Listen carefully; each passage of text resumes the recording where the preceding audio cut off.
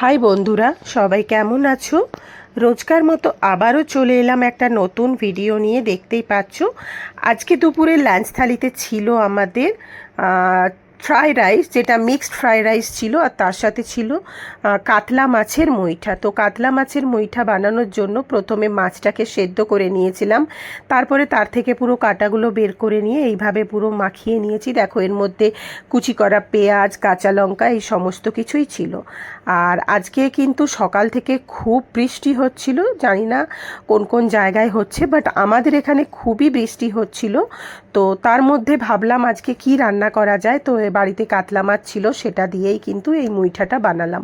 তো মুইঠাটা বানানোর জন্য প্রথমে এটা মাখিয়ে নিলাম, পেঁয়াজ, আদা, রসুন সব কিছু কুচি করে। তারপরে মাখানোর পরে দেখো এইভাবে কিন্তু বলগুলো তৈরি করে ফেলেছি। ওপরে হালকা করে কর্নফ্লাওয়ার ছড়িয়ে রেখেছি। তারপরে এগুলোকে ভেজে নিলাম, একদম মচমচে করে ভেজে নিয়েছি। ভেজে নেওয়ার পরে এগুলোকে আমরা তুলে নিলাম। খুব বেশি বানাইনি, অল্প করেই বানিয়েছি। তো এই হলো আজকের মুইঠাগুলো পুরো একদম রেডি হয়ে গেছে। তো এটাকে এবার গ্রেভি করব। যেহেতু ফ্রাইড রাইসের সাথে খাওয়া হবে, তো একটু গ্রেভি টাইপ না হলে ভালো লাগবে না।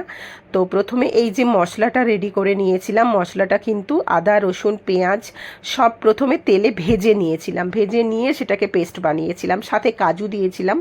তো তার জন্য পেস্টটা ভীষণই সুন্দর দেখতে লাগছে। তারপরে কিন্তু কিছুটা টক দই দিয়ে দিয়েছি। টক দই দিলে কিন্তু খাবার কোয়ালিটি আর স্বাদ দুটোই খুবই ভালো হয়।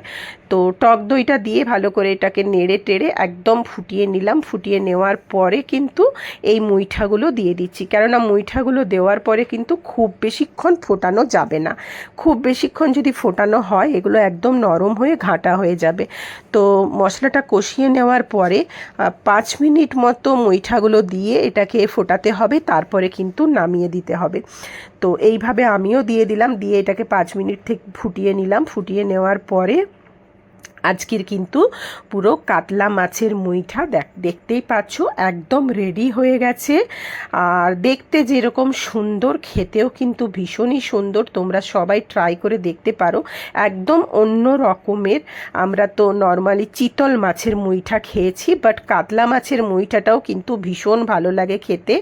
তার সাথে মিক্স ফ্রাইড রাইস ছিল, যার মধ্যে কিন্তু একদম এগ, পর্ন সব কিছুই মিক্সড করা ছিল। তো দারুণ খেতে হয়েছিল। তো এই ছিল আজকের রেসিপি। তোমাদের কেমন লাগলো সেটা কিন্তু অবশ্যই জানাবে।